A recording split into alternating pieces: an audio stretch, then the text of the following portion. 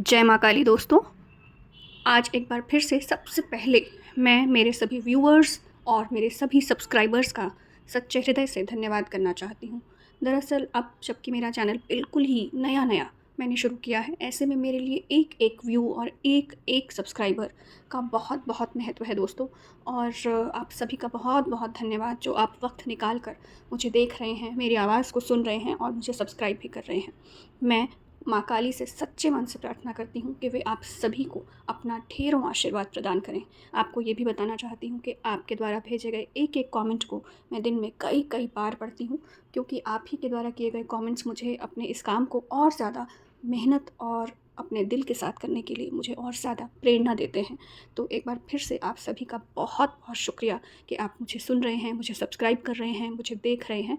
और यदि आपने अभी तक मुझे सब्सक्राइब नहीं किया है तो आपसे दोनों हाथ जोड़कर यही प्रार्थना है कि मुझे सब्सक्राइब करें, मेरे काम को शेयर करें, लाइक करें। और मैं आपके सामने अपने जीवन की वही घटनाएं बार बार लाकर प्रस्तुत करती रहूँगी जहां मैंने माँ काली की उपस्थिति को अनुभव किया, जिससे कि मेरे जैसे आम लोग, आपके जैसे आम लोग माँ काली के नाम के सत्संग को और दिशाओं में बढ़ा सकें और ऐसे लोगों तक पहुंचा सकें जिन्हें जीवन में ऐसे ही कहानियों की ज़रूरत है। तो चलिए आज की कहानी की शुरुआत करते हैं। अब मैं आपको कहानी सुनाती हूँ आज से लगभग 15 साल पहले की, जब मेरी सरकारी नौकरी लगी। सरकारी नौकरी लगना बहुत सारे लोगों की ज़िंदगी का सपना होता है, उद्देश्य होता है और ज़ाहिर सी बात है उन्हें बहुत खुशी भी होती है। जिस समय मेरी ये नौकरी लगी उस समय मैं पहले से ही 5 साल से प्राइवेट सेक्टर में काम कर रही थी और अपने काम से बहुत खुश थी। जिस तरह का स्ट्रक्चर मेरे आसपास था, जो मेरे काम के तरीके थे, वो सब मुझे बहुत बहुत पसंद थे। और अचानक से ये जो नौकरी थी ये मेरे सामने आ गई, जिसका परीक्षा जो है मैंने बहुत सालों पहले दी थी और फिर मुझे पता चला कि वो परीक्षा जो है मैंने पास कर ली है और अब ये नौकरी मुझे जॉइन करने या ना करने की इच्छा मेरे ऊपर है। परिवार में कुछ सदस्य मुझे लगातार दबाव डाल रहे थे, सलाह दे रहे थे कि मुझे ये नौकरी ज़रूर करनी चाहिए, क्योंकि ज़ाहिर सी बात है सरकारी नौकरी के ढेरों फ़ायदे होते हैं। और वहीं दूसरी ओर जो लोग मेरे मन की बात को समझते थे, मेरे घर के सदस्य, वो मुझे कह रहे थे कि शायद मुझे इस दिशा में नहीं जाना चाहिए। और मैं इस दौरान काफ़ी ज़्यादा असमंजस में थी।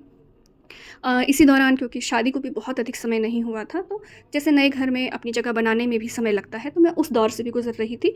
और कहीं न कहीं मैंने अंततः ये निर्णय लिया कि ठीक है, मैं अपनी नौकरी बदलूँगी। और जब मैं सरकारी व्यवस्था में गई तो मुझे थोड़ा थोड़ा मुश्किलों का सामना शुरुआत में करना पड़ा, क्योंकि मैं प्राइवेट सेक्टर में पहले ही काम कर चुकी थी। तो धीरे-धीरे सरकारी व्यवस्था में खुद को एडजस्ट करना, वहाँ के माहौल में, कम सुविधाओं में, कम इंफ्रास्ट्रक्चर में, तो शुरुआत में तो मुझे बहुत ज़्यादा बुरा लगता था कि ये मुझे कहाँ ला कर के मैं फँस गई हूँ, क्योंकि घर में भी मैं अपनी जगह बनाने का प्रयास कर रही थी और जहाँ मैं नौकरी करती थी वहाँ पर भी मुझे बहुत अच्छा नहीं लग रहा था। तो उस दौरान मैं माँ काली से पूछा करती थी कि मेरे साथ ये सब वो क्यों कर रही हैं, और ऐसा लगता था कई मौक़ों पे कि जैसे ना तो मेरी ज़िंदगी में कुछ बचा ही नहीं है, ना घर में, ना बाहर, क्योंकि मुझे कहीं भी चैन नहीं महसूस होता था, हर जगह हताशा और बेचैनी। लेकिन फिर क्या हुआ कि धीरे-धीरे वक़्त गुज़रने लगा और मैंने अपनी जगह बनानी शुरू कर दी अपनी नौकरी में, और मुझे माहौल में मैं घुलने लगी, मैं लोगों को समझने लगी, अपने काम को समझने लगी। और मुझे पता चला कि शायद ये जो चश्मा मैंने लगा रखा था कि सब कुछ बहुत बुरा है, वो इतना बुरा भी नहीं था। और धीरे-धीरे मेरी लोगों से दोस्ती होने लगी, काम मुझे पसंद आने लगा और वहाँ का माहौल, जो भी कुछ उसमें अच्छा था, वो चीज़ें मुझे दिखने लगी।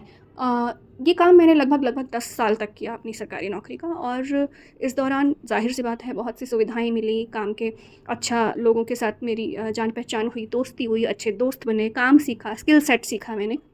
लेकिन इसी दौरान मैंने अपनी और पढ़ाई भी जारी रखी और कभी भी मुझे ऐसा नहीं लगा कि केवल यही मेरा अंतिम उद्देश्य है। तो और मुझे लगता था कि मुझे ज़िंदगी में कुछ और भी करना है, और इस तरह से मैं अपने परिवार में भी आगे बढ़ रही थी, अपनी व्यक्तिगत जीवन में भी ज़्यादा सेटल हो रही थी। तो दोनों तरफ ही वक्त के साथ धीरे-धीरे जैसे मेरे सभी घाव भरने लगे, मरहम लगने लगा, और माँ के प्रति श्रद्धा मेरी हमेशा ही बनी रही।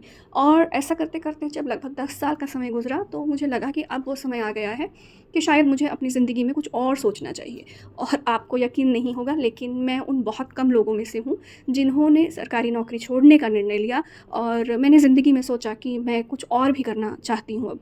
आगे मैंने क्या किया वो मैं आपको बाद में बताऊँगी, लेकिन फ़िलहाल मैं अपने इस अनुभव के द्वारा आपको ये बताना चाहती हूँ कि हमें जिस भी समय, जिस जगह पर बैठाती हैं या काम कराती हैं, उसके पीछे एक बहुत बहुत बड़ा कारण होता है, जो शायद उस समय मुझे भी समझ नहीं आ रहा था। लेकिन जैसे जैसे वक्त गुजरा, मैंने ख़ुद को उस माहौल के काबिल बनाया और उस माहौल को मैंने अपनाया, उस माहौल ने मुझे अपनाया और उससे मैंने इतना कुछ सीखा और उस सीख का मैंने अपने ज़िंदगी में अगले दौर में इस्तेमाल किया उसका। तो वो जो शिकायतें थी ना, वो कम हो गई और माँ काली के प्रति जो मेरा विश्वास था कि मैं जिस जगह जहाँ पर हूँ, ये उनकी सोच है, क्योंकि मुझे तो आगे का भविष्य नहीं दिखता, लेकिन उन्हें सब कुछ दिखता है और उनको मेरा भूत, मेरा भविष्य, मेरा वर्तमान सब कुछ कहीं ज़्यादा अच्छे से मालूम है। तो कहीं न कहीं मैंने इस अनुभव से माँ की कृपा में बहुत बहुत अधिक विश्वास करना सीखा, उनकी कृपा में अपने आप को ढालना सीखा और ये सीखा कि मुझसे ज़्यादा माँ को पता है। तो कहीं न कहीं जो इसकी मुझे ज़रूरत है, वो है माँ के प्रति समर्पण। और इस तरह से मैंने अपनी ज़िंदगी में और भी कई खूबसूरत मोड़ देखे। आज इस कहानी के द्वारा मैं केवल आपको यही बताना चाहती थी कि माँ काली में विश्वास बनाए रखिए। जिस भी स्थिति में हैं आप यकीन जानिए कि ये उनकी योजना है। हमें केवल उनके प्रति अपना समर्पण करना है, उनमें विश्वास बनाए रखना है। आपको मेरी ये कहानी कैसी लगी? प्लीज़ लाइक, शेयर और कमेंट करके मुझे बताइएगा। और मेरे चैनल को अगर आपने सब्सक्राइब नहीं किया है तो ज़रूर कीजिए और मुझे इंतज़ार रहेगा आपके कमेंट्स का। ओम काली।